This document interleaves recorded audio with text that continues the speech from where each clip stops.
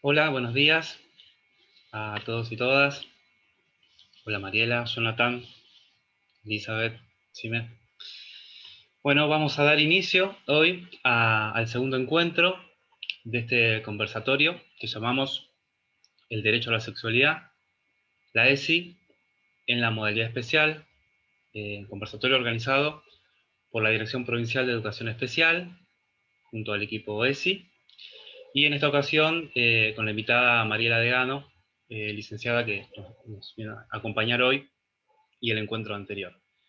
También contarles que contamos con la compañía del equipo de intérpretes del semillero. Hoy nos van a acompañar Elizabeth, Jonathan y Marcela, así que darles las gracias.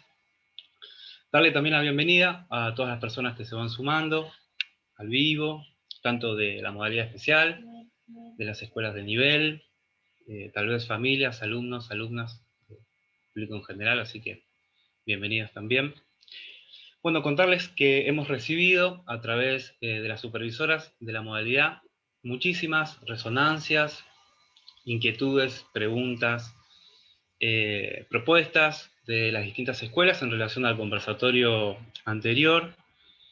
Eso pone de manifiesto no solo el interés, sino también la necesidad de sistematizar el trabajo de la ESI en la modalidad especial.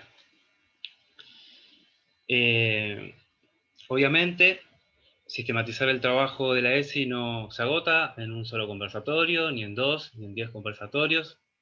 Sistematizar el trabajo implica múltiples acciones en múltiples planos, en múltiples dimensiones y niveles, y un trabajo diario y cotidiano de todos los actores del sistema educativo. En el encuentro anterior pudimos comentarle brevemente cuál es el posicionamiento, la perspectiva de esta dirección, de la Dirección Provincial de Educación Especial, en relación a la temática de ESI y la modalidad. En ese sentido, todas las resonancias y propuestas y inquietudes y preguntas que recibimos de las escuelas son para nosotros un material muy valioso que ya empezamos a trabajar junto a las supervisoras que conforman la comisión de ESI para diseñar líneas de acción en el abordaje de este tema a futuro. Por lo tanto, agradecer ese retorno. Por un lado, el contenido de ese retorno, la gama y la variedad de, de temas que abordan esas resonancias que nos llegaron de las escuelas. Y por otro lado también, ese retorno nos resulta a nosotros una forma, una de las maneras de seguir en diálogo con las escuelas. Así que por eso agradecemos también esa fuerte participación. Sin más, nos auspicio a todos y todas las presentes una buena jornada de trabajo, que se pueda aprovechar, que podamos conectarnos. Y le voy a pasar la palabra a Ximena, coordinadora del equipo ESI, también para que pueda presentarnos la jornada.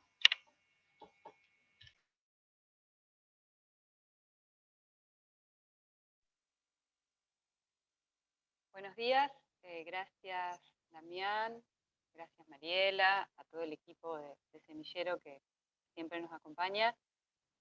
Un placer compartir con ustedes este rato donde el saber se va diciendo y escribiendo en plural, en un nosotros, nosotras y nosotres. El tema convocante, cuando decía Damián, los derechos, la sexualidad como un derecho, es sin duda la igualdad, y en términos de ESI hablamos de justicia sexual, que es el derecho de toda persona a vivir su sexualidad libre de prejuicios, de etiquetas, de estereotipos y de discriminación.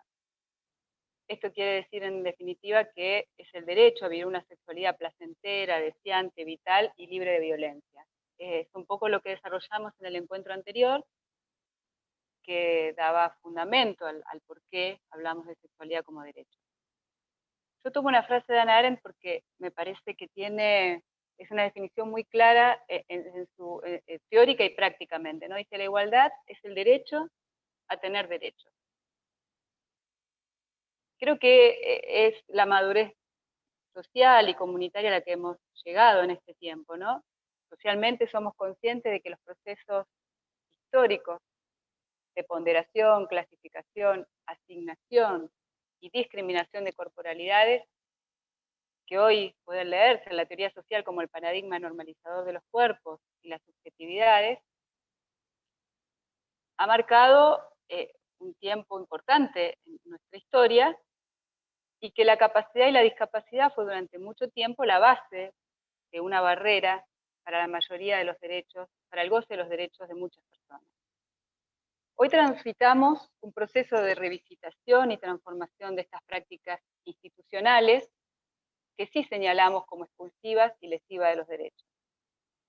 Hoy, en sentido contrario, hablamos de ampliación de derechos. Hoy planteamos acciones afirmativas, ¿no? Que es una forma, incluso se define discriminaciones positivas, que es una forma de desandar la desigualdad y transformarla en una oportunidad para garantizar los derechos.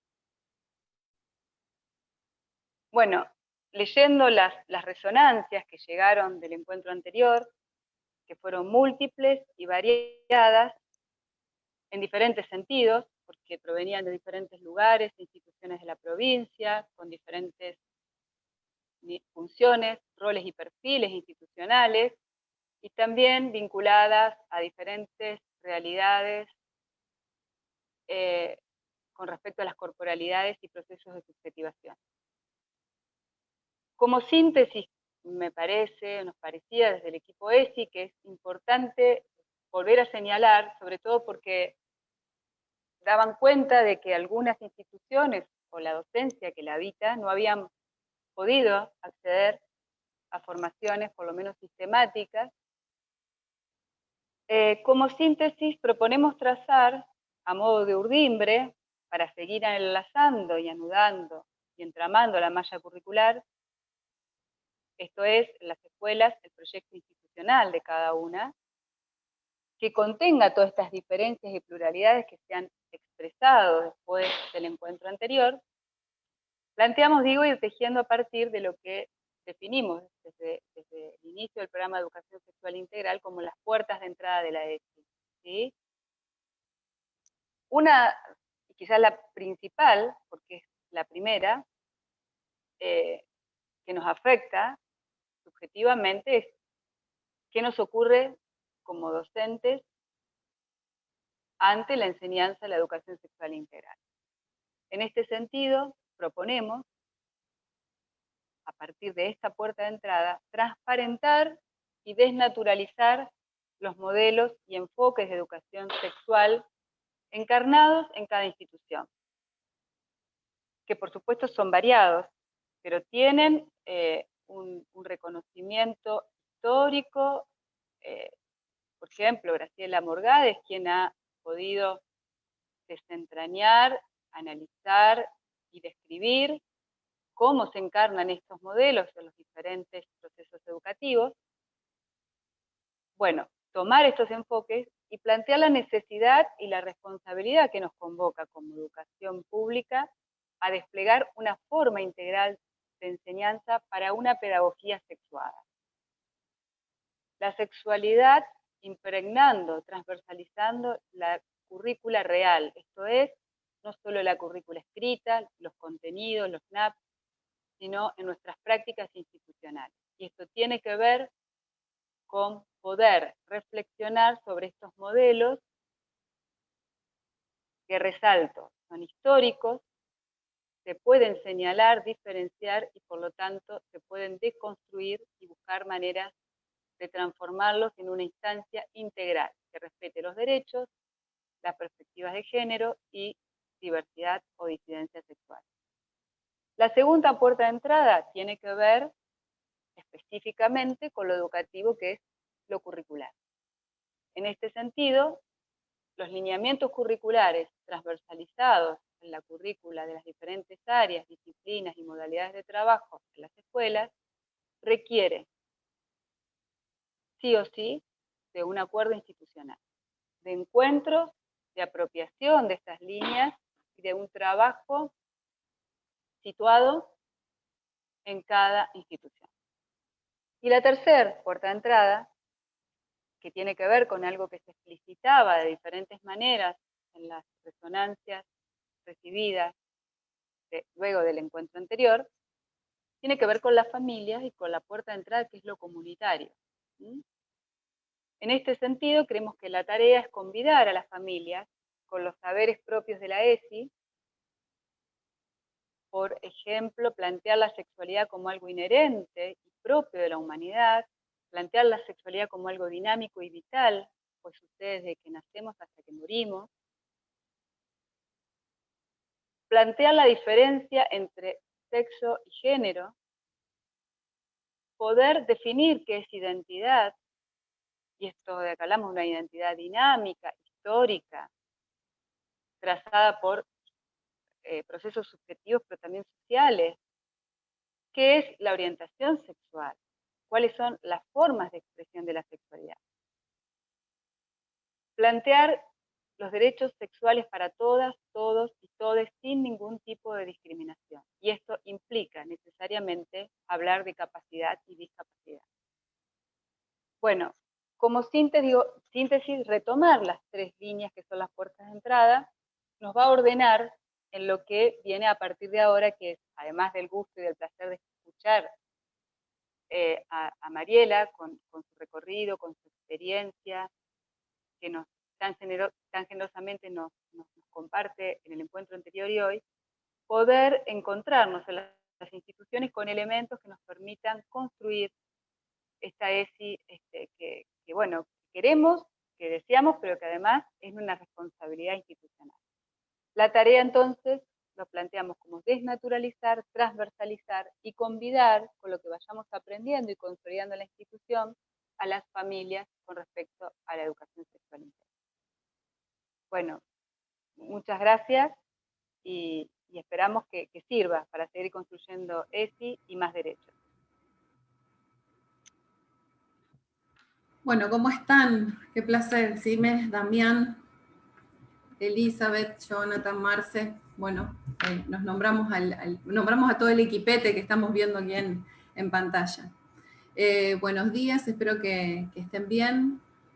Por supuesto que será una renovada jornada de trabajo y seguramente de esta jornada de trabajo, más todas las resonancias que la dirección y que el equipo ha recibido, tendremos seguramente otra réplica, ¿no?, de estas resonancias fruto de este nuevo encuentro. Creo que debería decir, en torno a un poco lo que dijo Damián y fundamentalmente lo que dijo Sime, allí coordinando el equipo, deberíamos decir como los chicos, bueno, digo todo lo que dijo Sime, más algunas otras cositas que puedo aportar, pero en realidad esa es la base, esta invitación y digo, estas formas de pensar la ESI desde las instituciones y retomando un poco el encuentro anterior y habiendo leído justamente todas las resonancias detenidamente, porque, insisto, en esas resonancias tenemos todas y todos, digo, Estado y aquellos que llevamos adelante propuestas autogestionadas, tenemos insumo para trabajar, ¿no? Ahí en esas resonancias, en esas reflexiones, inclusive en esas preguntas, ¿no?, y pedidos de necesidades, digo, específicas, de deseos específicos de las instituciones, está el insumo, la materia prima, como me gusta decir a mí, para seguir trabajando. Trabajando en esto que Sime bien lo explicó, que tiene que ver justamente no solo con la garantía de derechos, sino con la ampliación de los mismos, ¿no? Y con la consolidación de otros. Así que, en torno al encuentro de hoy, vamos a ver si podemos hacer un pequeño recorrido, y digo pequeño porque entiendo que las y los colegas que están del otro lado de la pantalla seguramente tienen en sus recorridos profesionales muchas veces leído, muchas veces retrabajado, muchas veces pensado esta conceptualización que es la discapacidad, construida y deconstruida millones de veces en torno a todo lo que vivimos en lo diario, ¿no?, de las instituciones, digo, puertas adentro. Entonces, pero sí me gustaría poder acercarles a ustedes un poco esto de, bueno, cómo conceptualizamos esta discapacidad y en sintonía de lo que venimos haciendo, ¿no? Porque en el primer encuentro, si lo recuerdan, no solamente conceptualizamos a la sexualidad desde otros lugares, acercándole otros autores y autoras, sino que además una invitación a pensar nuestras propias biografías, ¿no? Me parece que ahí también tenemos el primer ejercicio al cual nos debemos acercar para poder saber hacia dónde vamos, hacia dónde deseamos ir y cómo vamos a proyectar ese ir, ¿no?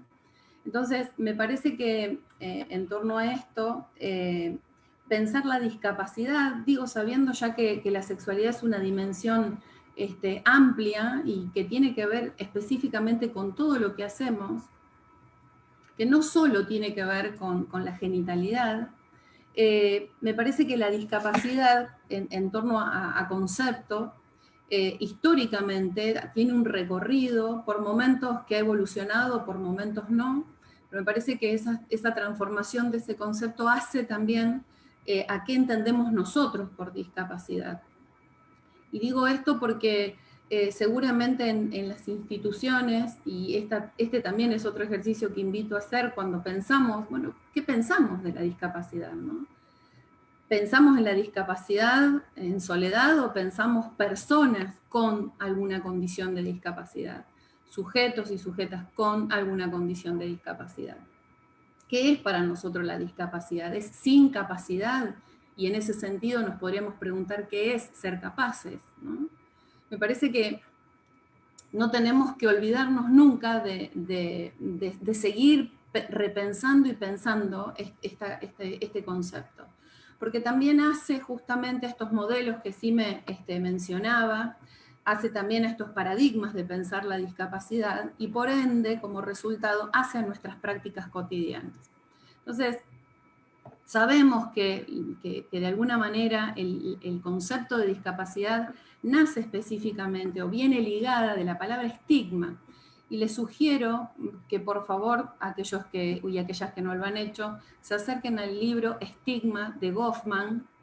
Es un libro realmente maravilloso, iluminador, como me gusta decir a mí. Digo, para aquellos y aquellas que nos dedicamos al ámbito de la discapacidad, es muy interesante el recorrido que Goffman hace en relación a la construcción de este estigma, ¿no?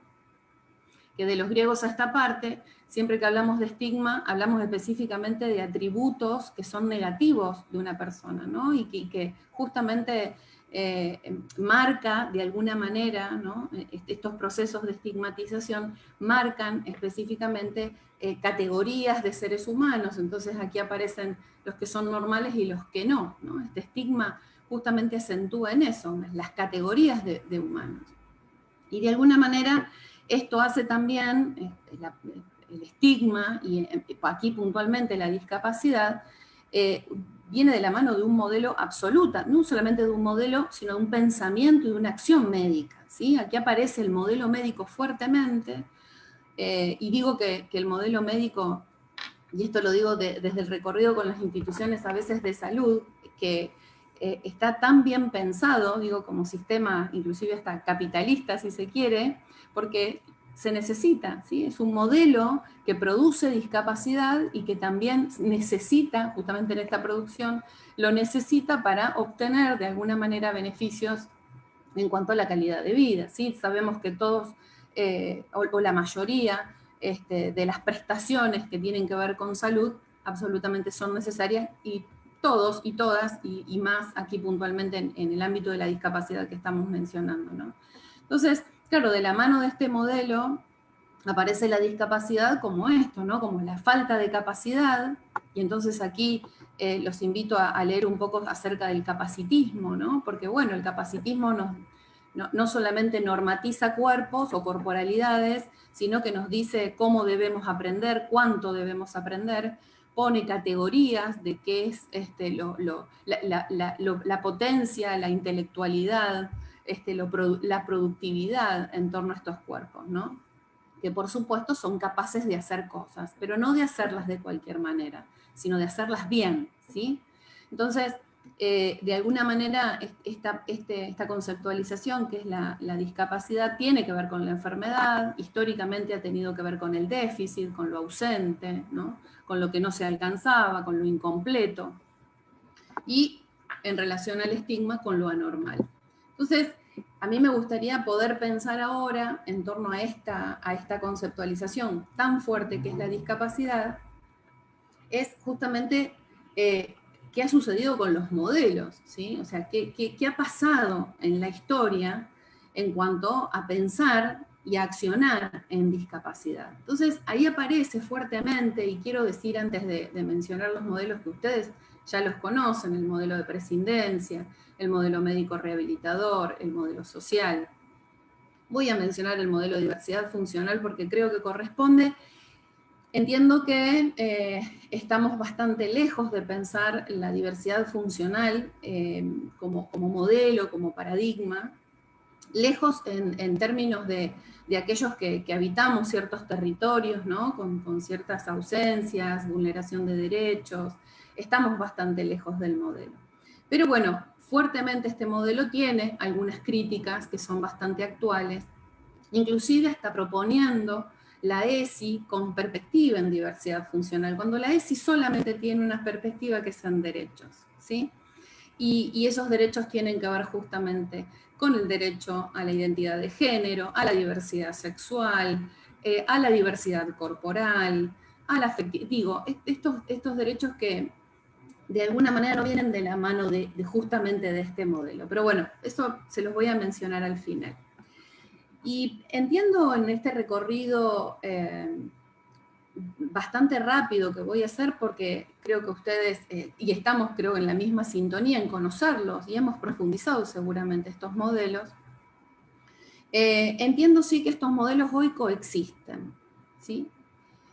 Yo no me arriesgaría tanto a decir, bueno, hay modelos que ya quedaron atrás, sino que son modelos que en estos momentos pujan por seguir existiendo, ¿sí?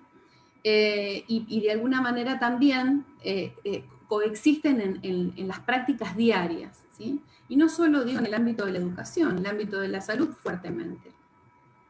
Entonces, a mí me parecería interesante poder mencionar que este modelo de prescindencia, que nosotros siempre hacemos referencia, o se nos viene a la cabeza la imagen de esas personas con alguna malformidad que nacían en la Grecia o en la Roma antigua, que eran desechados, ¿sí? Del monte, porque justamente se necesitaban cuerpos productivos, ¿sí? Fuertes, conquistadores, guerreros. Me parece que hay una suerte de actualización de este modelo de prescindencia que tiene que ver con dos vertientes. Una es la eugenésica, que es la que yo recién mencionaba, y otra es la de la marginación, la de la segregación. Y acá, del descarte, ¿sí? Quiero decir. Y aquí me parece que puede ser interesante pensar justamente estas dos formas de segregar, ¿no? De alguna manera esto cuando aparece lo estético, entonces lo imperfecto queda por fuera de esa estética y por ende queda por fuera de lo normal, ¿sí? Y por otro lado, lo deficiente. Entonces, aquí fuertemente el modelo de prescindencia haciéndose ver en estas formas de segregación que en la actualidad también existen, ¿sí?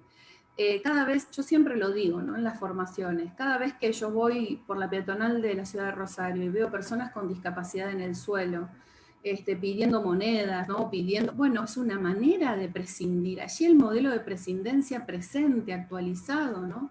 Transformado, si se quiere. Es una manera de pensar en esa persona o de accionar en cuanto a esa persona segregada, ¿no? De alguna manera. Entonces, me parece que este modelo de prescindencia no es que, ya pasó, o el modelo de prescindencia lo pensamos en el medioevo. Me parece que ha adquirido algunas adaptaciones y sigue presente. Por supuesto que el modelo médico es el imperante en torno a la discapacidad, inclusive generando, hoy con la patologización de la infancia, que sería un tema aparte, pero inclusive generando más y más procesos de dependencia hacia este modelo. Dami, ¿se me escucha bien?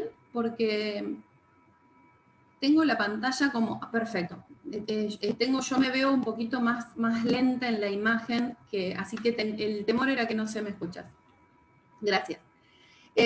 Bueno, el modelo médico aquí aparece justamente pensando la discapacidad como causas científicas, aparece la discapacidad en torno a la enfermedad, entonces en torno a las patologías, entonces en torno a síntomas que tienen que ser curados, a tratamientos que aparecen en relación a estos síntomas que tienen que ser curados, y cuidado que este modelo médico también hace un aporte fuerte en cuanto a las conductas sexuales de las personas con discapacidad, ¿no? Inclusive muchas veces sugiriendo algún tipo de medicamento para inhibir estas conductas. Entonces, aparece justamente de la mano de este modelo la insuficiencia, la minusvalía, ¿no? Todos estos términos que conocemos y que lamentablemente siguen estando presentes en algunas prácticas. Y fuertemente el cuerpo normal, ¿no? Porque este cuerpo normal viene asociado a un cuerpo que es productivo y por ende no produce gastos, ¿sí? Si es productivo, no produce gastos, al contrario, produce. Y además, un cuerpo reproductivo, ¿no? Lo que garantiza justamente estos niveles de producción.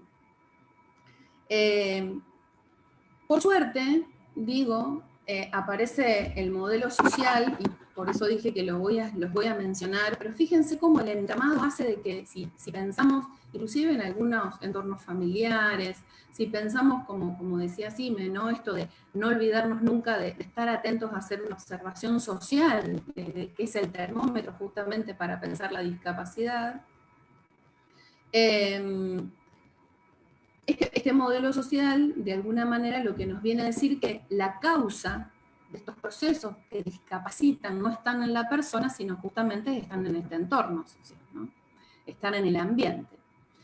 Y, por suerte, aparece de la mano del modelo social en contexto de derecho, o sea, de dejar de pensar en esta persona enferma, sino en un sujeto, una sujeta de derecho.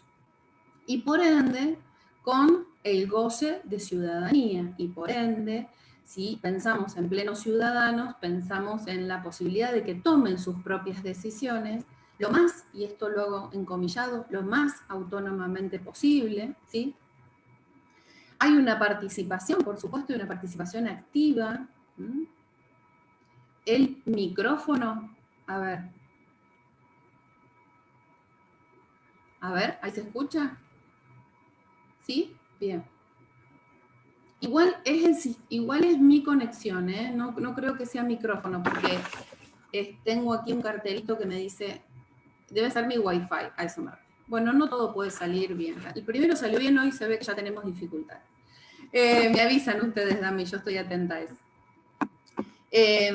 Digo, de la mano del modelo social también aparece en el marco de los derechos la diversidad, la dignidad, ¿sí? La dignidad, y aquí me parece que me gustaría mencionar que el ejercicio de la sexualidad dignifica, ¿sí? En torno a las personas con alguna condición de discapacidad. Y sobre todo una participación activa en la toma de decisiones. Y cuando digo participación activa y toma de decisiones, me refiero a que puedan tomar decisiones en cuanto a sus vidas, ¿no? Por eso digo, y que estas decisiones puedan ser tomadas lo más autónomamente posible. Y aquí aparece también el modelo de diversidad funcional, que me gustaría mencionarlo porque aquellos que habitamos algunos espacios, movimientos por los derechos de las personas con discapacidad, y habitamos desde la militancia también, junto a compañeras y compañeros con discapacidad, hace mucho ruido esto de pensar algunas formas también de dirigirnos, ¿no? Entonces ellos me dicen, y ellas me dicen siempre, yo no sé si soy diversa funcional o soy discapacitada, sí me autodefino como renga, sí me autodefino como ciega, ¿no? Y lo dicen claramente, porque digo, históricamente tampoco les preguntamos a ellas y a ellos cómo quieren ser definidos, ¿no? hemos siempre puesto, digo, en esta grieta de pensar lo normal y lo anormal, los normales hemos sido quienes los hemos mencionado, quienes los hemos nombrado, quienes les hemos dicho históricamente que era lo que tenían que hacer con sus vidas, inclusive con su sexualidad, ¿no? Pensando en la vida.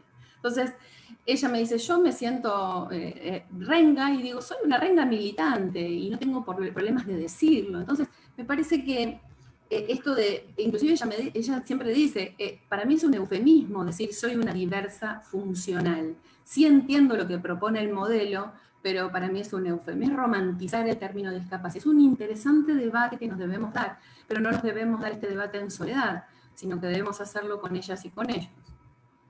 El modelo de diversidad funcional ya allí surgiendo en el 2001, pero es en el 2005 más o menos, cuando Javier Romagnach en España, en Europa, de la mano justamente de un movimiento que se llamaba Vida Independiente y Dignidad, bueno, viene a decirnos justamente que todos somos diversos funcionales, o sea que todos tenemos distintas y múltiples formas de funcionar, y una forma no inhabilita a la otra, ¿sí? Abre justamente el abanico y reemplaza, para lo que ellos bien lo mencionan, reemplaza un término con una connotación negativa, como es la discapacidad, por la diversidad funcional. Bien, básicamente hemos presentado, y rápidamente por supuesto, la conceptualización en cuanto a discapacidad, las conceptualizaciones muy generales en torno a los modelos. Recordemos que estos modelos de pensar la discapacidad también tienen que ver justamente con los modelos de pensar la educación sexual integral dentro de las instituciones educativas, ¿no? Y ahí es doblemente el desafío, ¿no? Porque se entraman, digamos, estos modelos de pensar la discapacidad con los modelos de pensar la educación sexual integral. Y aquí me parece que sería, para mí, indispensable también mencionar rápidamente los mitos, porque se desprenden justamente de estos modelos, los mitos en relación a la sexualidad de las personas con discapacidad. Y ustedes ya los conocen, los mitos, pero entiendo que estos mitos lamentablemente se siguen replicando en nuestras acciones profesionales, se siguen replicando en nuestro hacer diario, y los seguimos replicando también, muchas veces por no salir de nuestras zonas, ¿no? de confort profesional. Y caemos en los errores comunes, que son justamente la sobreprotección, la infantilización, la sexualización, como si no fuese esta sexualización una opción quizás, ¿sí? Entonces, digo esto que los mitos, recordemos que son creencias que están instaladas en el tejido social, y lamentablemente los alimentamos con nuestras acciones. Entonces, digo que tanto en salud como en educación, estos mitos se siguen replicando. Entonces, fíjense qué interesante, ¿no? Poder refrescar estos mitos, y los invito a que ustedes puedan ir recordando quizás situaciones de la vida escolar, en donde muchas veces estos mitos siguen apareciendo, ¿no? Que no tienen sexualidad, y aquí hay un proceso de angelización de las personas con alguna condición de discapacidad, y de pensar en esta infancia eterna, ¿sí? Quizás. Y ahí caemos en un doble error, porque estamos de antemano pensando que en las primeras infancias no debemos educar en sexualidades, ¿no? O que las primeras infancias no deben acercarse a contenido en cuanto a la educación sexual, cuando la ley propone justamente todos los niveles, todas las modalidades, y cuando dice todos los niveles, el primero que menciona es el nivel inicial. Entonces, estos procesos, cuidado, de angelización que se prolongan a lo largo de la vida. Seguramente ustedes tienen en sus mentes personas con discapacidades adultas, ¿no? Vestidas o vestidos como niños, sin tener la posibilidad o la opción de elegir su propia ropa, de cuándo usarla, de cómo hacerlo. Otro de los mitos que están en relación a la sexualidad de personas con discapacidad tiene que ver con que tienen una sexualidad o conductas sexuales desbordadas, ¿no? Incontrolables, que de alguna manera deben ser canalizadas. Entonces muchas veces se dan las opciones, sobre todo en personas adultas, de que se acerquen a trabajadoras sexuales, y en esto que nosotros llamamos ritos de iniciaciones impuestos, ¿no? Que muchas veces ni siquiera se sabe qué proceso está sucediendo, con quién se van a encontrar, qué es lo que va a pasar en ese momento. Ni siquiera muchas veces se brinda la información para el cuidado del cuerpo, para el cuidado justamente en torno a su salud sexual, o cómo, por ejemplo, en un varón usar un preservativo. ¿Quién es la persona con la cual se van a encontrar? Digo, ritos de iniciación sexual o coital que tienen que ver justamente con procesos también de normalización, ¿no? Otro de los mitos que circula y es muy, pero muy conocido, que el cuerpo de una persona o la corporalidad de una persona con discapacidad no puede producir ni ser dadora de placer, ¿no? Entonces, esto de pensar que la persona con discapacidad de alguna manera es una persona que no es atractiva, ¿sí? O que no va a generar deseos sexuales de otro. Que no pueden tener relaciones sexuales. Y aquí esto siempre me preocupa porque digo, ¿qué manera de genitalizar al deseo, ¿no? Si pensamos que solamente las relaciones sexuales, digo, cuando hacemos hincapié en esto, ¿no? No pueden tener relaciones sexuales, no pueden, o no se los ofrecemos como opción, ¿sí? O no damos lugar o no propiciamos el espacio para que surja la pregunta. Inclusive hasta que pueda surgir la pregunta de qué es una relación sexual, ¿no? Y qué diferencia hay entre una relación sexual y una relación coital. Digo, porque ahí hay cuestiones previas que debemos entender y que tienen que suceder dentro del marco, digo, de la educación sexual. Otro de los mitos es que no poseen, o que no tienen, o que no sienten sexualmente igual que nosotras y que nosotros, ¿no? Esto también anclado en una ideología de lo que es normal y lo que no es normal, esto que hablamos en el encuentro anterior, de este sexo que aparece hegemónico y no, que no deben tener hijos, hijas, que no deben acceder a formar parejas, y en esto de evitar justamente la opción de maternar o de paternar, tiene que ver muchas veces con este mito de que pueden heredar a sus hijos la discapacidad que tienen sus padres, ¿no? Y un mito que lo dejé para lo último, justamente, hay muchos más, ustedes seguramente lo conocen, pero hay uno que me interesa porque tiene que ver con todo lo que vamos a proponer ahora, que no deben acceder a contenidos de la educación sexual justamente para no despertar, ¿sí? Despertar algo que quizás se convierta en algo incontrolable. Y quiero decirles que, y creo que en esta instancia ya todas y todos los que estamos aquí presentes lo sabemos, la sexualidad no se despierta, la sexualidad está, ¿sí? La sexualidad está presente desde el momento cero hasta el momento cero. Entonces, me parece que si entendemos que esta sexualidad está, y bueno, pensemos también cómo está, ¿no? ¿Cómo está esa sexualidad? Porque puede estar habilitada, puede estar puesta en palabras, puede estar garantizados en espacios de intimidad, o puede estar censurada, puede estar oprimida, puede estar silenciada, ¿sí? Puede estar ocultada, ¿sí? Entonces, y de ahí sabemos que las consecuencias de todo esto son muy distintas. Creo que los mitos actualmente, y por allí los que recorremos algunos espacios también que no tienen que ver solo con educación, sino también con salud, estos mitos están muy presentes, porque entiendo que hay, desde lo institucional muchas veces se silencia, se evita, se controla, ¿sí? Procesos que también suceden en los entornos familiares, ¿no? Esto de sobreproteger y también de controlar.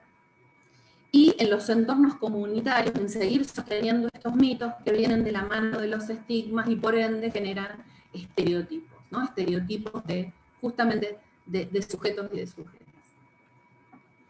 Me voy a tomar un vasito de agua, Dani.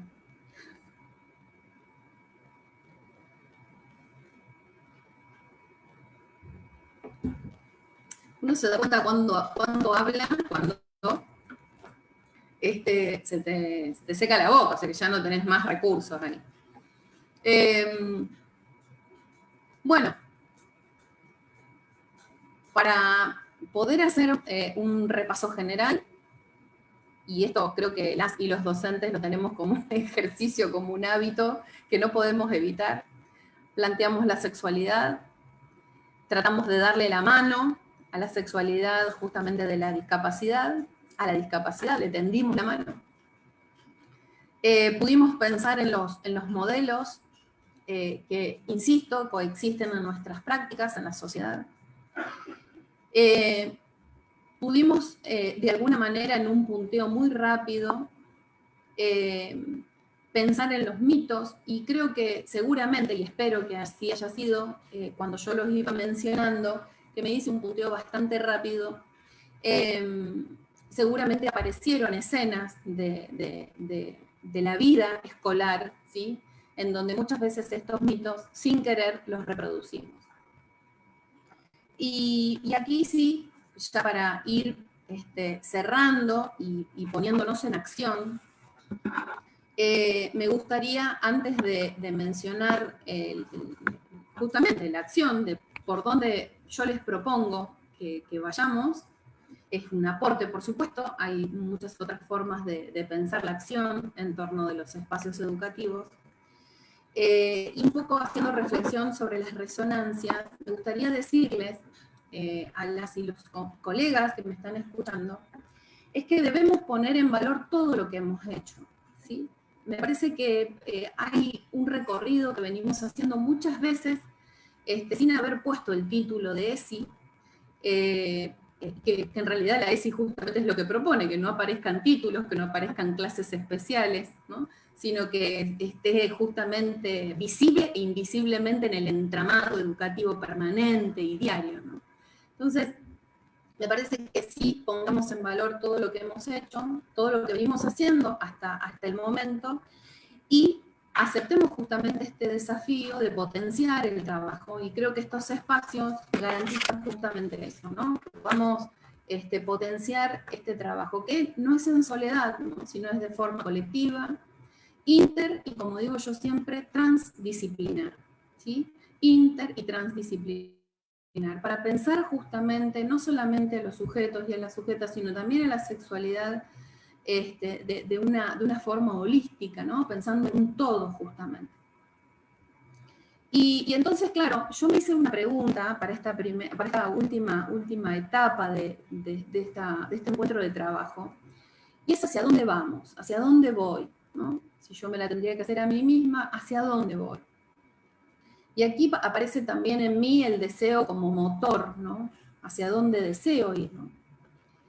Entonces, creo que de arriba hacia abajo, me parece que hay cuestiones que debemos mencionar que son interesantes de hacerlo. Primero, políticas de derecho, ¿no? Políticas de derecho, pero también políticas de deseo, políticas de placer, políticas de goce, políticas de ternura, porque justamente la sexualidad, más allá de ser subjetiva o no, es política. Después, intentar generar dispositivos de acompañamiento y de empoderamiento de las propias personas con discapacidad. Me parece que allí hay un eje muy importante a poder replicar. Digo, para aquellos que estamos siendo parte de ciertos movimientos, es indispensable que sigamos acompañando, sosteniendo, si se nos pide ayuda, sosteniendo, ¿no? Apoyando estos grupos, estos movimientos que se empoderan y que le ponen voz propia, ¿sí? Al reclamo por sus derechos. Después hay una tarea, si se quiere, que debemos asumir, que es la de accesibilizar justamente contenido de la educación sexual, para que los dispositivos de aprendizaje de esta educación sexual sean realmente accesibles, ¿sí? Y que de alguna manera, al garantizar esta accesibilidad, ¿sí?, del contenido de educación sexual, hacemos que esto llegue a todas y a todas las personas.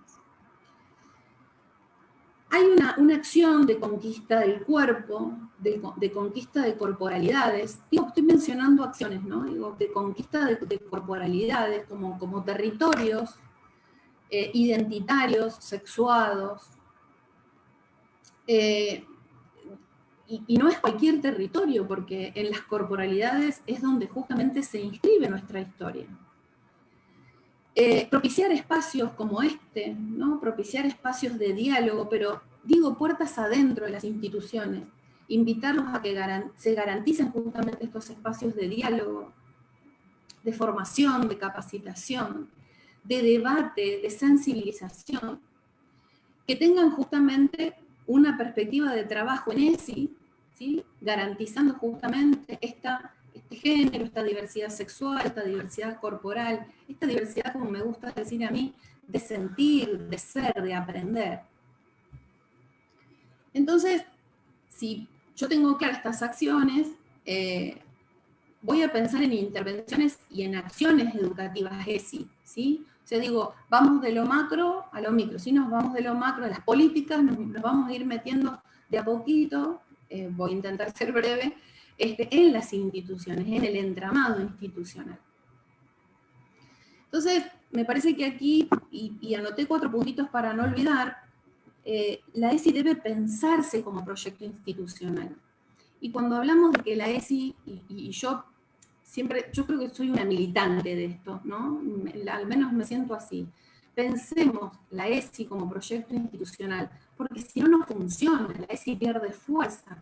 Cuando la ESI aparece como una charla, cuando la ESI aparece como una actividad aislada, que inclusive muchas veces aparece en relación a maestras, a maestros, a profes, a personas que tienen ganas de hacerlo, se sienten motivados, ¿no? Digo, cuando en realidad esto es una ley, y debe tener un entramado colectivo, ¿sí?, el pensar el proyecto institucional. Pero ¿saben por qué? Sobre todo los invito a que piensen la ESI como proyecto institucional, para que afecte a todos y a todos los actores institucionales, ¿sí? Y afectarse justamente es comprometerse y después poder sostenerlo al proyecto institucional. Y este proyecto institucional, digo, no se debe olvidar de las familias, o sea, esto que decíamos en el primer encuentro, ¿no? De también volver a construir ese puente comunicacional y vincular con las familias, para también despejar dudas, despejar mitos y despejar sobre todo muchos temores, ¿sí?, y falsos conceptos en relación a la educación sexual. Debemos encontrar la ESI y justamente darle de alguna manera nacimiento o renovado nacimiento a estos idearios. Debemos repasar los idearios, debemos repasar las misiones, las visiones escolares, ¿no? Y ver si en ese entramado aparece la educación en sexualidad, si aparece la sexualidad. Yo estoy segura que sí. Por eso siempre digo que el recurso para trabajar la educación sexual primaria somos nosotras y nosotros mismos, ¿no? Son las y los estudiantes. Y pensar entonces justamente en retrabajar estos idearios, estas misiones, estas visiones escolares, va a hacer que este proyecto institucional aparezca de forma concreta. Y esta forma concreta tiene que ver con, para mí, ¿sí?, 9 puntitos que no nos tenemos que olvidar. Sensibilizarnos.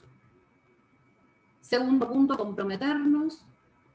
Tercer punto, el repaso necesario de las biografías.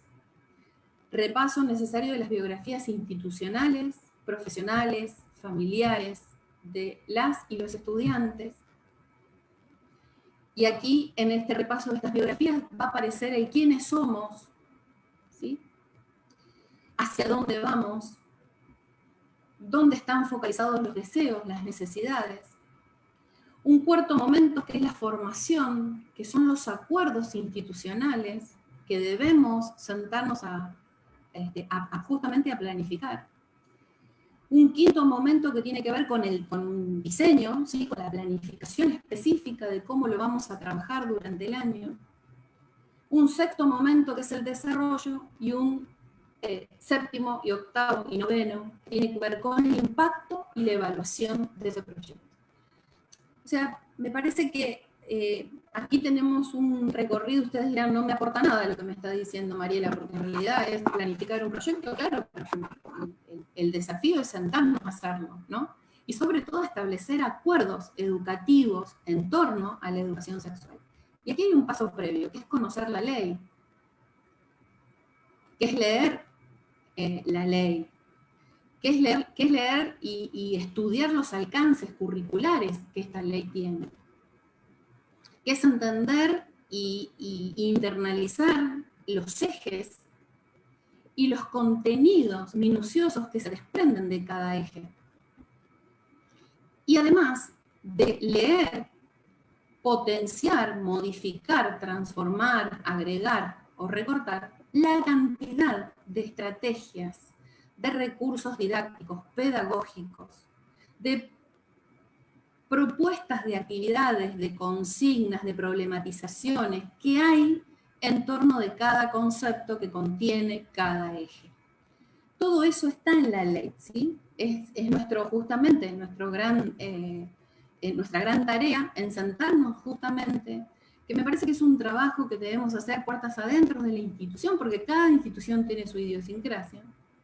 Está atravesado culturalmente, socialmente, políticamente, desde sus creencias, ¿no? Desde su ética.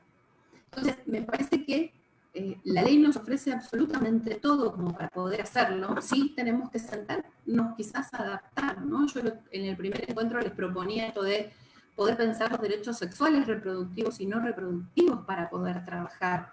Y les aseguro que son ejes que dentro de esos derechos sexuales, reproductivos y no reproductivos, son propuestas como para iniciar maravillosas, ¿sí? No olvidarnos del tiempo, ¿no? Y ustedes lo saben, esto del tiempo, hay conceptos, hay actividades, hay estrategias que podemos utilizar a corto plazo. Ahora yo voy a proponer algunas desde lo diario, pero también podemos pensar a mediano y a largo plazo. Entonces, para que este proyecto justamente institucional de ESI se sostenga, debemos acordar formas de trabajo, debemos acordar miradas, debemos acordar acciones que de alguna manera nos acerquen a este modelo biográfico que también propone la educación sexual integral. Porque la educación sexual integral propone un modelo biográfico, ¿sí? Y me parece que lo interesante es que esté en permanente, o sea, que es un proyecto elástico, ¿no? Que podamos dejar entrar necesidades nuevas, que podamos dejar entrar situaciones que sucedan, ¿no? Y no que sea un proyecto estructurado, rígido, del cual no nos podemos mover. Al contrario, ¿no? Gabriela Usal en este primer encuentro diciendo que la sexualidad era un proceso absolutamente plástico en nuestras vidas. Entonces, bueno, me parece que la ESI puede venir proponiéndose así también. Y porque sabemos además que en cuanto a la educación sexual integral, muchas veces damos pasos hacia adelante, nos detenemos, damos pasos hacia atrás, volvemos a arrancar, ¿no? Volvemos a iniciar el recorrido. Entonces, de todo eso, por eso la instancia también de poder registrar, ¿no? el impacto que va teniendo justamente la concretización del proyecto. Y entonces aquí aparece para mí nuevamente otra pregunta, que es, ¿qué pasa con la educación afectiva sexual en el hacer diario, ¿no? En el día a día de las escuelas? Y desde la propia experiencia me gustaría compartir con ustedes, porque pienso siempre que en el día a día se ponen en juego los vínculos, el cuerpo, las emociones, las conductas. Me parece que las y los docentes permanentemente y en el día a día estamos trabajando sobre estos principios, ¿no? Entonces, de nuevo, aquí me aparecen algunos ítems para compartir con ustedes. Brindar la información, por supuesto, pensando ya que el proyecto está armado, brindar la información que se requiera, ¿no? Y sabemos, porque ustedes son especialistas en el tema, digo porque aquí seguramente hay colegas que trabajan con personas con niños, niñas, adolescentes, jóvenes con discapacidad intelectual, motriz, sensorial, o multidiscapacidades. Entonces, creo que ahí el recurso también, la estrategia, el cómo hacerlo, lo saben perfectamente. Entonces, sabemos que la intensidad, ¿sí?, del conocimiento que vamos a brindar, cuál va a ser dependiendo de estos tipos de discapacidades o de condiciones, ¿sí? Sí, pero brindar la información que se nos demande, ¿sí?, ser muy observadores y observadoras, para justamente tener intervenciones que no sean intervenciones opresivas, ¿no?, que no sean intervenciones de censura, sino que justamente sean intervenciones educativas, ¿sí? Pensar en objetivos claros, ¿sí?, que también tengan que ver con la socialización sexual de las personas con alguna condición de discapacidad. Y aquí de alguna manera tenemos que garantizar las relaciones, ¿sí?, estas relaciones interpersonales sanas, libres de violencia. Acompañar y apoyar, y me anoté eso para no olvidarme, porque son cosas que para mí son relevantes en el hacer, ¿no?, educativo diario. Acompañar y apoyar para que se puedan aprender experiencias. Miren, el otro día escuchaba, ¿no?, experiencias, digo, como el duelo, experiencias que tengan que ver con desilusiones, ¿sí?, amorosas, desilusiones, y lo digo entre comillas, ¿sí?, amorosas, porque de alguna manera allí lo convertimos en resiliencia, y que tiene que ver esto con esta resiliencia, tiene que ver con los modos, y es necesaria para poder vivir. Digo porque muchas veces en los procesos de sobreprotección evitamos que estas cosas sucedan, ¿no? Acercar conocimientos en torno al cuerpo, y esto es indispensable porque en las resonancias se leyó mucho esto del tema de los acosos, los abusos sexuales, las violaciones en torno a las personas con discapacidad, y no, me parece que ahí el contenido, la información sexual es de vital importancia, ¿sí? Estos accesos al cuerpo, que por eso insisto, lo propongo desde lo diario, tienen que estar presentes. Y pensemos que también estos cuerpos son terapizados ya desde las primeras infancias, entonces muchas veces se confunde esto de quiénes pueden acceder a mi cuerpo y quiénes no, o de qué forma van a ser, ¿no? Entonces, poder pensar y comprender y entender justamente mi cuerpo, las zonas que este cuerpo tiene, cuáles de esas zonas son espacios que puedo tocar en mi intimidad, cuáles de esas zonas son espacios que pueden tocar otros si yo lo permito. Digo, me parece que estas cuestiones son de vital importancia, y la herramienta de la educación sexual es una herramienta potente para la prevención justamente de estos abusos, de estos acosos sexuales. Y hay determinadas formas justamente para poder identificar cuando un niño, niña, adolescente con algún tipo de discapacidad, sobre todo intelectual, está siendo abusado, está siendo acosado sexualmente. Respetar, y esto por eso también lo incluí dentro de lo diario, respetar el pudor, y digo respetar el pudor porque el pudor para mí va de la mano del espacio de intimidad, y hay que respetar estas situaciones que a veces suceden, ¿no?, de desnudez. Respetar, digo, para intervenir, no para habilitar. Desnudez sobre todo cuando aparece en el ámbito de lo público. Y también me gustaría mencionar el tema de la excitación, ¿sí?, porque muchos de las y los colegas lo hicieron presente en sus resonancias. Ustedes saben que en la historia, cada vez que se pensaba en estas conductas sexuales de las personas con discapacidad, se hablaba justamente de una masturbación rígida, que sucedía siempre en el ámbito de lo público, ¿no?, frente a otros, frente a otras. Y desde lo hegemónico se habla de la autoexploración, de autogestión del placer, ¿no? Fíjense qué diferencia. Bueno, yo lo que intento es invitarlos a que a través de la herramienta que nos brinda la educación sexual integral también podamos hablar de la autoexploración en las personas, en niños, en niñas, en adolescentes con discapacidad, y que claramente se establezcan los lugares donde esta autoexploración es sana que aparezca y los lugares donde no, justamente por los riesgos que esto acarrea, no solamente lo de exposición, sino los riesgos que esto sobrelleva. Y aquí de alguna manera, en torno a esto, pensemos que de alguna manera hay personas que es la única forma que tienen para expresar su sexualidad, ¿no? A veces es la única forma. Por supuesto que nos tenemos que sentar a pensar cómo brindamos otras formas para que no solamente aparezca esa. Pero sabemos que en los ámbitos educativos muchas veces aparecen manos dentro de los pañales, no se sacan la ropa, bueno, o se exploran sus genitales frente a sus compañeros, frente a sus docentes. Allí me parece que también tiene que ver con no solamente con distinguir en qué espacios puedo hacerlo, sino fortalecer en este lazo que yo les comentaba antes con las familias. Allí hay un trabajo también por hacer con estas familias para que esto también se revierta puertas adentro del hogar, quiero decir, ¿no? Porque muchas veces no aparece solo en la escuela, sino que también aparece en las familias, en los hogares.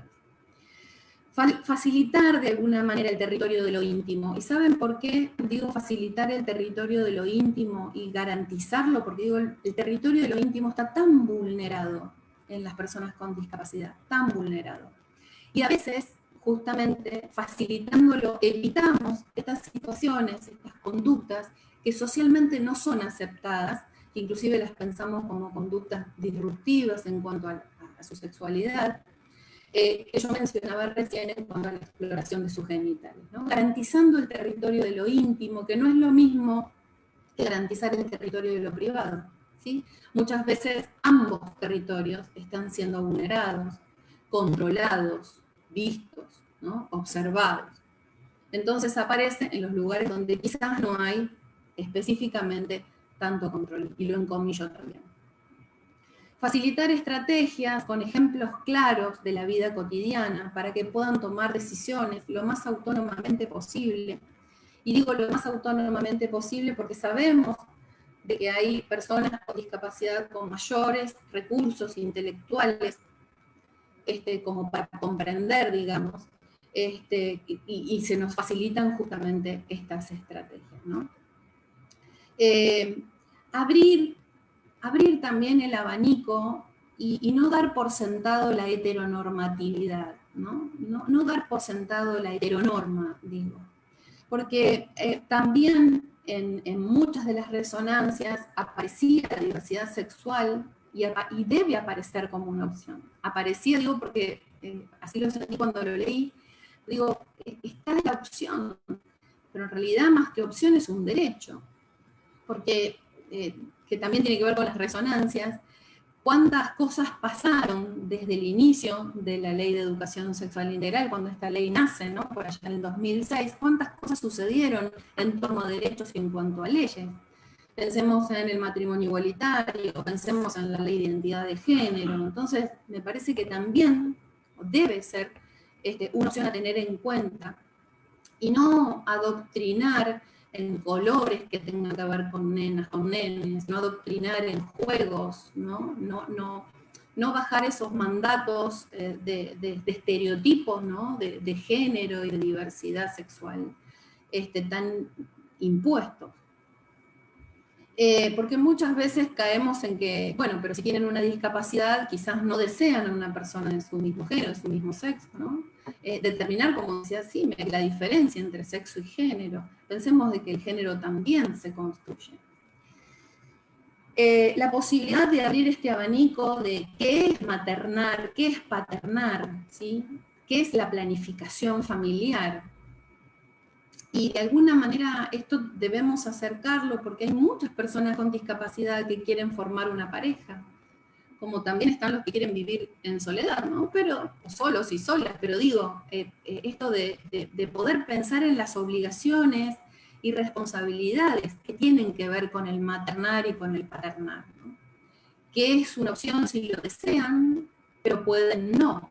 Y cuando hablamos de este pueden no, ahí deben aparecer métodos de planificación familiar. Por lo general, muchos varones con alguna condición de discapacidad intelectual llegan a sus edades más adultas sin saber qué es un preservativo y cómo colocárselo.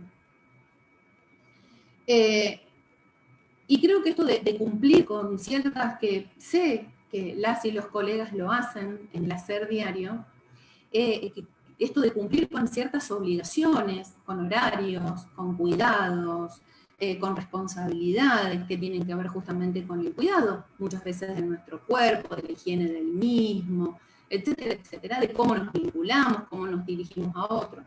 Esto se hace permanentemente y tiene que ver fundamentalmente con la ESI.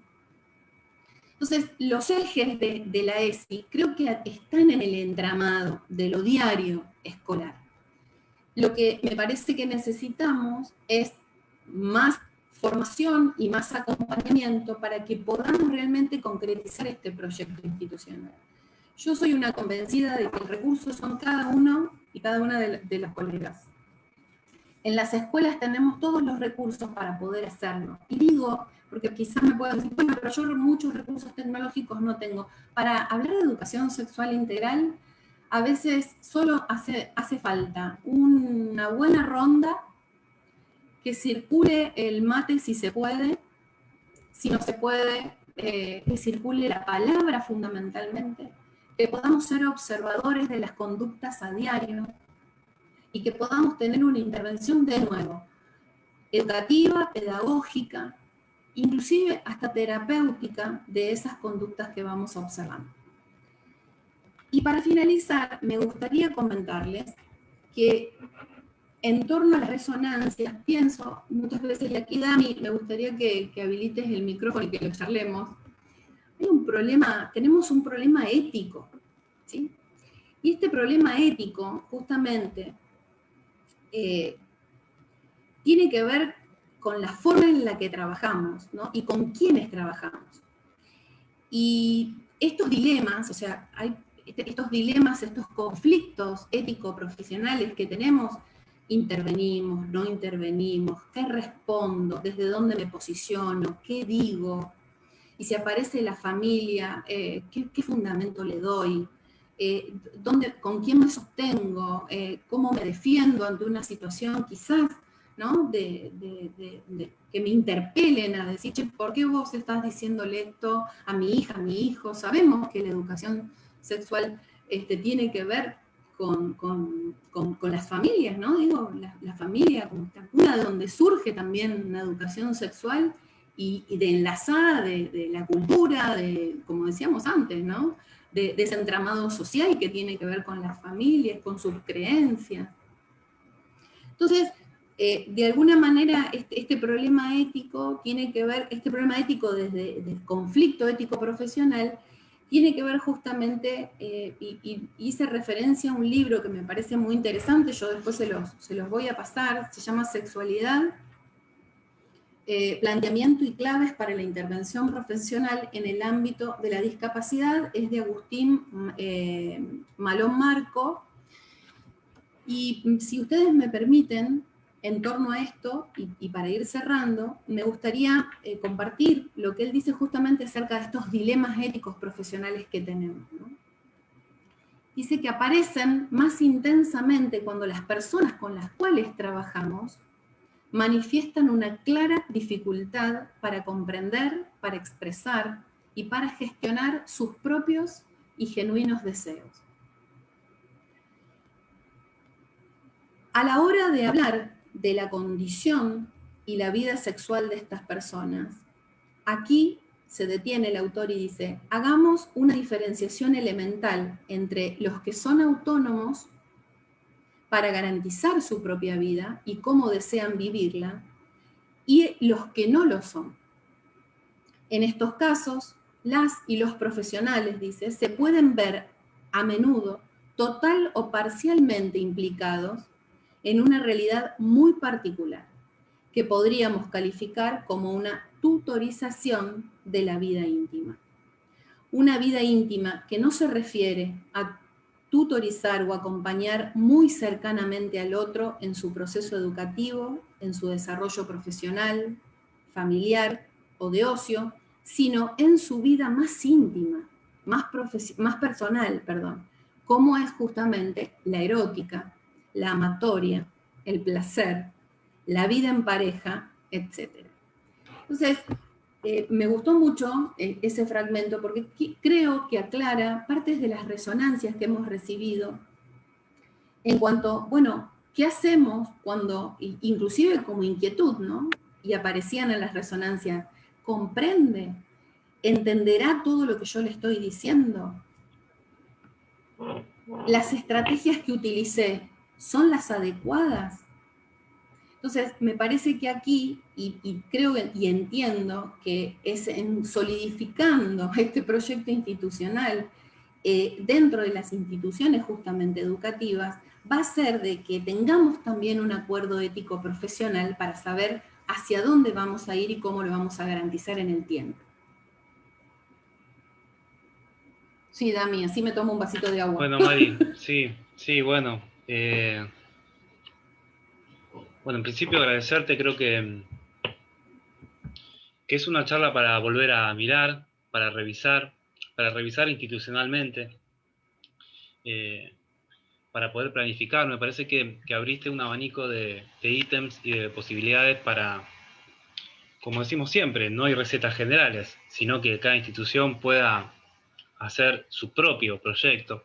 Pero me parece que tocaste y abriste puntos muy necesarios para poder planificar un proyecto. Me parece, y coincido plenamente, con pensar los distintos niveles a la hora de implementar la ESI, que es una ley que nos implica a todos y a todas, cada uno en su lugar, poniendo y gestionando y diseñando y construyendo, porque para que la ESI llegue a todas las escuelas es necesario un compromiso transversal del sistema educativo.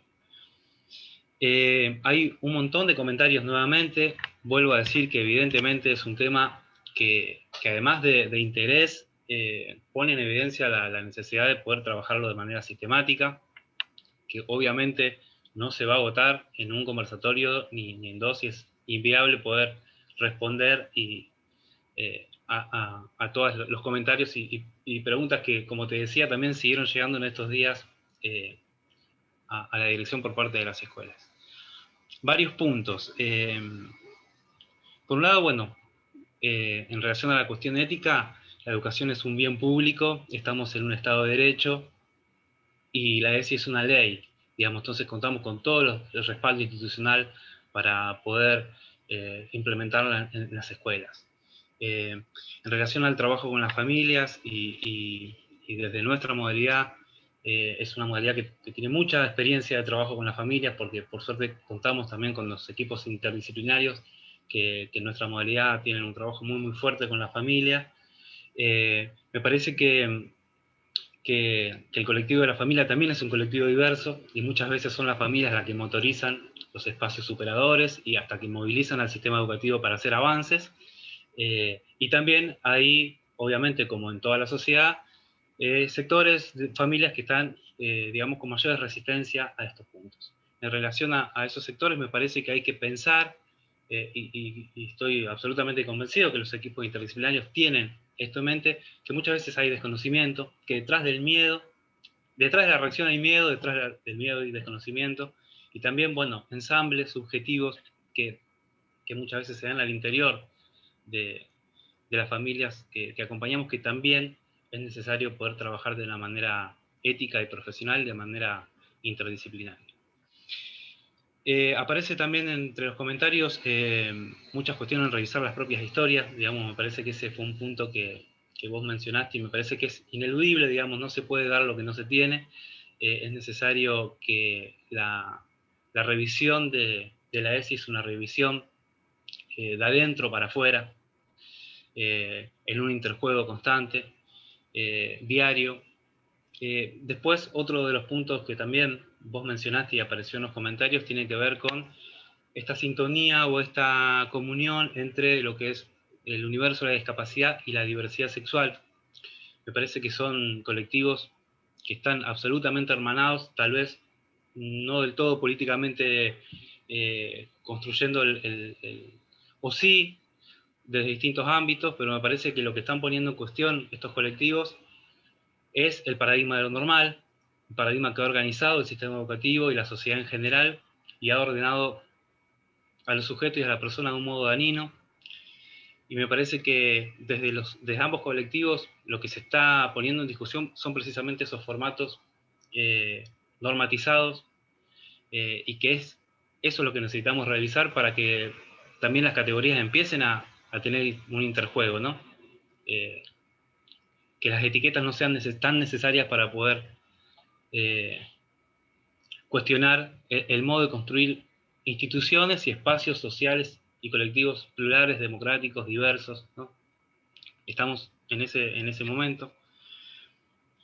Hay algunas consultas, también el otro día lo charlamos cuando planificamos el encuentro acerca de la asistencia sexual a personas con discapacidad, que no sé si en algún momento tenés ganas de comentar un poco de qué se trata esa práctica. Sí, sí. ¿Querés comentar un poco, Mari, de eso? ¿Querés que sí? Sí.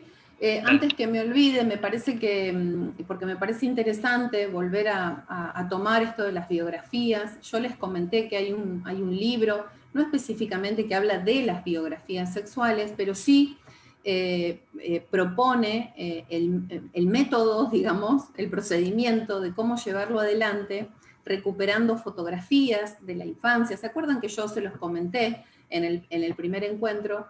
Me parece que son excusas, ¿no? Las fotografías, los objetos, inclusive aquellos que no pueden hacerlo, a lo mejor, no sé, un gesto, una palabra. Me parece que también ese ejercicio de reunirnos, de mirarnos, de sostenernos la mirada, quizás en silencio, de ver qué me pasa cuando el otro me sostiene o la otra me sostiene la mirada, cuando me acarician. Cuando se refieren a mí, cuando me nombran, digo, me parece que hace un ejercicio, yo he hecho varios talleres que son muy enriquecedores, porque en realidad uno piensa que tiene las cosas claras en torno a la sexualidad hasta que realmente nos ponemos en ese lugar, ¿no? De hacer un repaso desde el inicio o desde que nos acordamos de cómo hemos construido nuestra propia sexualidad. Me parece que ese es un punto de partida para poder después sentarnos a charlar acerca de este proyecto institucional de ESI, ¿no? Y en torno a la asistencia sexual surge, miren, cuando les mande el material, Dami, no solamente voy a poner material bibliográfico, sino también, si ustedes quieren, algunas sugerencias en torno a películas y a documentales. Pero hay una película que se llama Las Sesiones, o en la traducción Las 6 sesiones de sexo. Es una película que cuenta una historia verídica, que es la de Mark O'Brien, que era periodista norteamericano. Y Mark O'Brien, bueno, en los años 71, 72, a consecuencias de la polio, está postrado, por supuesto, en una cama, asistido respiratoriamente. Y bueno, le comenta al sacerdote de su barrio que su vida está llegando a su fin y que quiere estar con una mujer. Ustedes saben que la asistencia sexual ya había surgido en los años 70 en Estados Unidos, cuando después lo toma Europa por los 80, ¿sí? Y nosotros estamos dando aquí en Argentina los primeros pasos, pero bueno, tenemos grandes dificultades con enmarcar dentro de lo legal la figura de la asistencia sexual. Que la figura de la asistencia sexual no es para muchas, digo muchas porque en Argentina solo lo hacen mujeres, al menos que yo conozca, para muchas no es trabajo sexual, para otras sí, dependiendo de la corriente, de los movimientos a los cuales pertenezcan.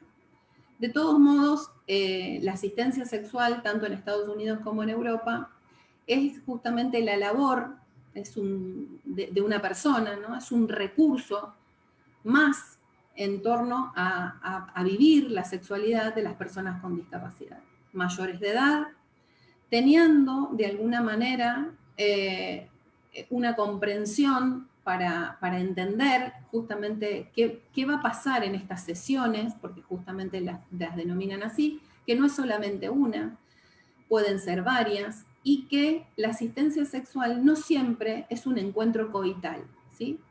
La asistencia sexual, como por eso le sugería la película, porque describe muy bien el trabajo y la labor que hace el asistente sexual. La asistencia sexual tiene que ver con un encuentro quizás romántico, con un encuentro afectivo, con un encuentro sexual, con un encuentro quizás coital, con un encuentro con tu propio cuerpo, ¿sí? Con esos espacios quizás en los que, bueno, que no podés si no tenés un apoyo específico, como a lo mejor, no sé, mirar una película, tener un espacio de encuentro con tu propio cuerpo, con la autoexploración de tu cuerpo, con tus zonas erógenas. Es muy amplia la labor de la asistencia sexual, pero insisto, en Argentina nos faltan pasos aún y nos faltan recurso humano, ¿sí? que aborde la asistencia sexual.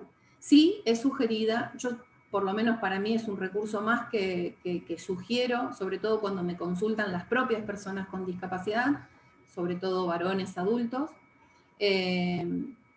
Y fíjense, por ejemplo, que bueno, en los países europeos existe, en Estados Unidos también, pero como digo, el capitalismo y el patriarcado nos atraviesa, que sigue siendo una labor que mayoritariamente le ejercen las mujeres, ¿sí? Y que a veces hay muy pocas mujeres que asistan sexualmente a otras mujeres, ¿sí? Una lectura también para hacer allí también.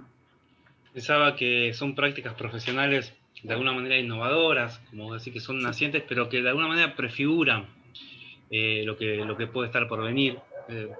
Hacía mención, recordaba la figura de acompañante terapéutico que hace 30 años, 20, 30 años parecía una cosa que, y hoy como a través de, bueno, procesos de prácticas de desmanicomialización, es una práctica profesional mucho más cercana. Bueno, probablemente la práctica de asistencia profesional, con toda la discusión y construcción desde la perspectiva de género y política y ética que hay que hacer, tal vez empiezan a visualizar cuáles son los posibles universos y prácticas profesionales en prácticas progresistas en relación al universo de la discapacidad. Bueno, Mari, vuelvo a comentar que siguen llegando resonancias, comentarios. También recordar que vamos a enviar el material que vos nos vas a facilitar, lo vamos a socializar a través de las supervisoras. Volver a asumir el compromiso de la Dirección Provincial de trabajar la ESI a través de la comisión que generamos con las supervisoras, que ya estamos delineando líneas de acción en función de las resonancias que fueron llegando y comentarios. Así que bueno, yo te agradezco en nombre de la dirección y del equipo ESI la enorme generosidad que has tenido no solamente en los espacios de difusión, sino también en la construcción de estos espacios, porque la ESI también está ahí, está detrás de cámara.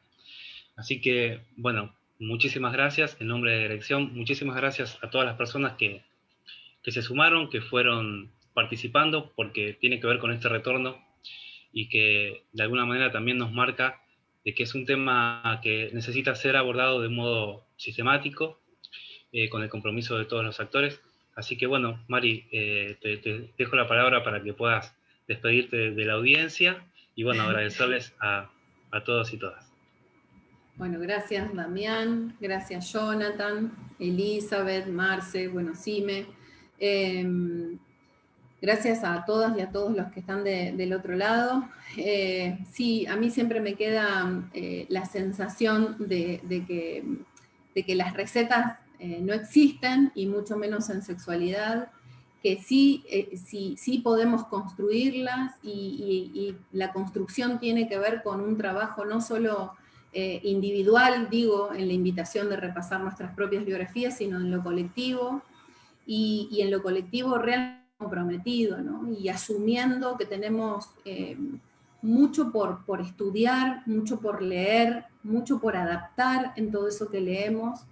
Yo soy incansable en la lectura, y toda esa lectura me acerca justamente a pensar al colectivo de personas con discapacidades y cómo seguir implementando y garantizando múltiples abordajes o diversos abordajes para justamente garantizar la sexualidad. Me parece que de alguna manera hay un desafío, pero no lo entiendo el desafío como problema, ¿no? como algo que vamos a problematizar, sino justamente creo que es a potenciar, ¿no? Y a potenciar desde esto, desde la construcción que hacemos en encontrarnos hoy a la mañana, en el anterior, en el que seguramente vamos a hacer dentro de cada institución a la cual pertenecemos, en seguir generando lazos.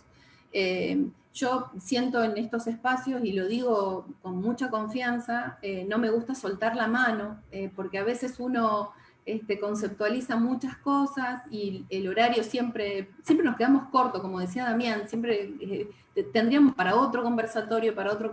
Entonces, bueno, tienen o conocen las redes por donde ando y las que construyo también con ustedes, ¿no? Porque esas redes las construyo también con ustedes.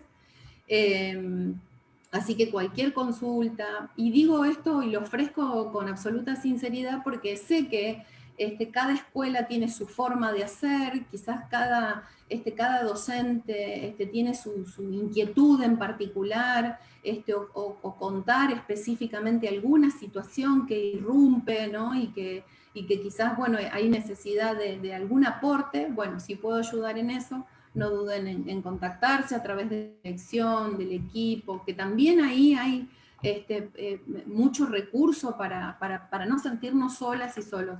Recordemos que muchas veces hablar de sexualidad, por lo menos a mí fines del 2011 lo sentía así cuando comencé con esto, ¿no? Sentía que estaba muy sola poniendo palabras en un territorio en donde siempre hubo mucho silencio, ¿no? y mucho ocultamiento. Por suerte ahora somos muchas y muchos más. Así que, bueno, quedo a disposición de todas y todos ustedes y celebro infinitamente siempre estos espacios, a seguir multiplicándolos. Y una sugerencia, nunca dejen de desear. Gracias, Mari. Bueno, también agradecerles a los compañeros del semillero, a Elizabeth, a Jonathan y a Marcela, a Diego y a Facundo que estuvieron en la técnica, y a las compañeras de ESI que estuvieron acercándonos a los comentarios. Así que un abrazo grande y nos vemos en próximos encuentros. Chao, chao.